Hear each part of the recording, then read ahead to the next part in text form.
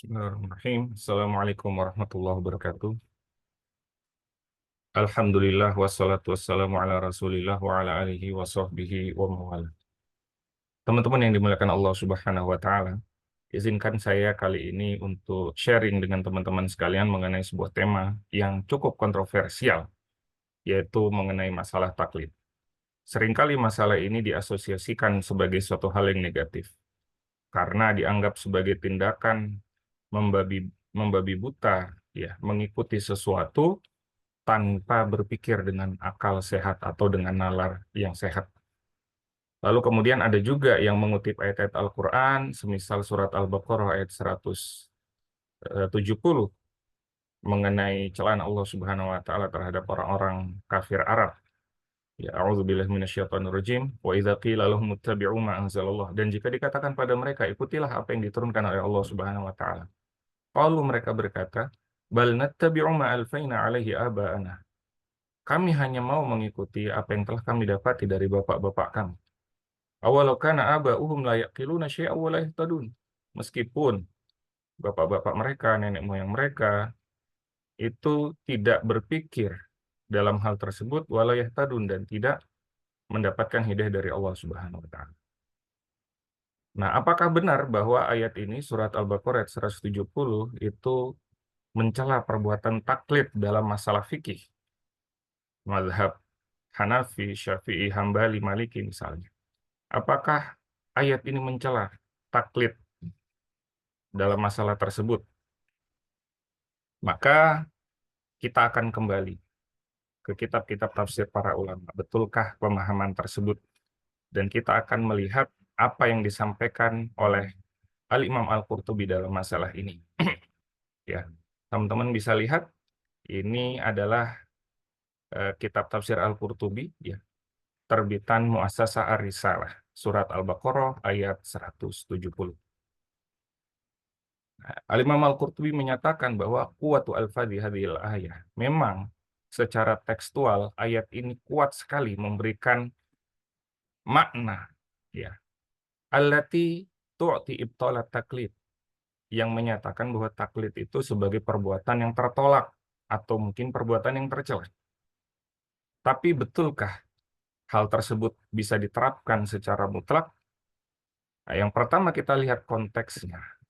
Konteks di sini, ya, adalah orang-orang kafir Arab fima tahakkamat bihi bi ara'is safiha. Kenapa? Karena mereka mengambil pendapat dari orang-orang bodoh. Ini perlu kita garis bawahi. Kenapa? Karena memang mereka mengikuti nenek moyang mereka, bapak-bapak mereka, bukan karena mencari kebenaran sehingga melihat siapa yang diikuti, tidak. Tapi sebatas karena mereka mendapatkan hal itu secara turun-temurun, maka mereka anggap itu sebagai suatu hal yang benar. Nah, itulah yang menyebabkan kemudian Allah Subhanahu wa taala mencela taklid yang dilakukan oleh orang-orang musyrikin Quraisy. Kemudian di pembahasan ketiga, Al-Imam Al-Qurtubi menyampaikan, ta'allaqa qaumun, sebagian kaum bersandar pada ayat ini, fi dzammi taklid, untuk mencela taklid, lidzamillahi ta'ala al-kufar, karena Allah Subhanahu wa taala mencela orang kafir yang melakukan taklid. Nah, maka kata beliau, wa hadza fil batil sahih. Betul, kalau taklid kepada hal yang batil, maka benar kalau misalnya itu dilarang. Amat taklid fil haq, adapun kalau taklid pada kebenaran, fa aslun min usuluddin, kata Al-Imam Al-Qurtubi, merupakan salah satu dari pokok-pokok agama. Wa ikhtalafal ulama fi jawazi fi masailil usul. Ya, para ulama berbeda pendapat mengenai taklid dalam masalah usul, masalah pokok agama, boleh atau tidak. Nah, itu mereka berbedanya di sana. Wa amma jawazuhu fi masailil furu' fasahih.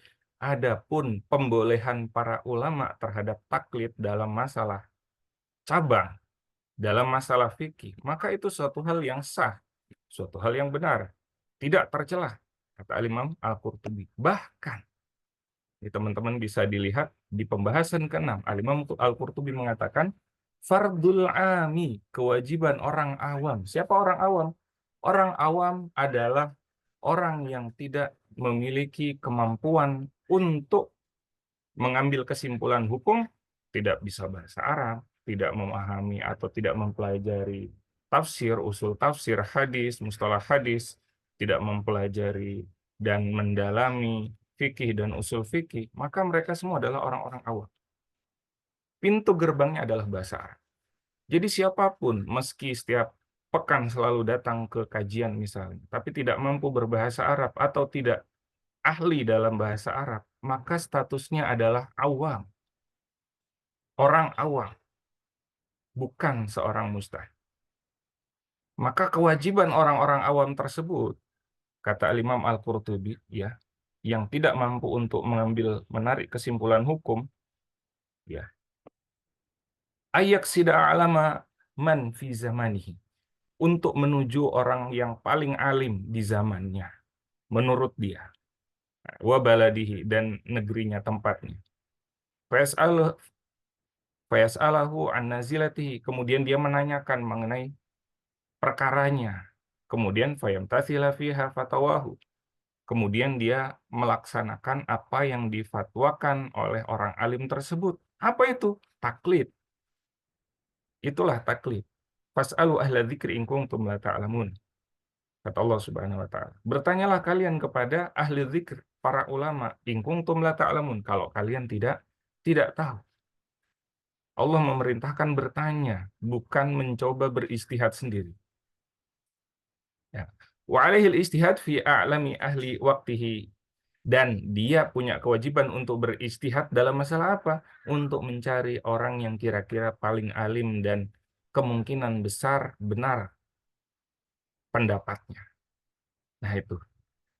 Jadi ketika mencari orang alim, dia beristihad, tapi begitu orang alim itu menyampaikan suatu hukum dari ilmu yang dia miliki, maka tugas seorang awam adalah bertaklid. Oke, singkat kata, bahwa Al-Imam Al-Qurtubi menyatakan taklid merupakan salah satu hal yang perlu dilakukan oleh seorang awam. Entah dia mengetahui dalil, dasar dalilnya, atau tidak mengetahui. Kenapa kita sebut mengetahui dasar dalil tetap bisa disebut taklid? Karena ketika seorang tahu dalil, belum tentu dia tahu istidlal. Dari mana dalil itu menghasilkan kesimpulan hukum tersebut? Sebagai contoh, dalam hadis, ini banyak saya temui. Man ahdatsa fi amrina hadza. Barang siapa membuat sesuatu dalam urusan kami ini, ma laysa minhu, yang bukan berasal darinya, fahuwa rad, maka ia tertolak. Dalam hadis lain misalnya, kullu bid'atin dhalalah. Setiap bid'ah itu sesat. Kata kullu dalam bahasa Arab itu punya potensi untuk memunculkan pengecualian. Bagi orang yang paham bahasa Arab, dia akan paham hal ini sehingga memaklumi ketika terjadi perbedaan pendapat. Tapi orang awam, mereka tidak akan tahu mengenai kata kullu dalam bahasa Arab itu memungkinkan untuk memiliki pengecualian, sehingga mereka akan mutlak mengatakan semua macam bid'ah, titik, tidak pakai koma. Nah, ini sebagai satu contoh bahwa ternyata dalam masalah taklid ini mayoritas kaum muslimin ada dalam tahap taklid ini. Baik itu dengan mengetahui dalil atau dengan tidak mengetahui dalil, intinya ketika dia mengikuti pendapat seorang ulama, maka dia ada di fase taklid. Demikian teman-teman sekalian, mudah-mudahan bermanfaat. Aku qouli hadza astaghfirullaha wa lakum minhu wal ghafurur rahim. Assalamualaikum warahmatullahi wabarakatuh.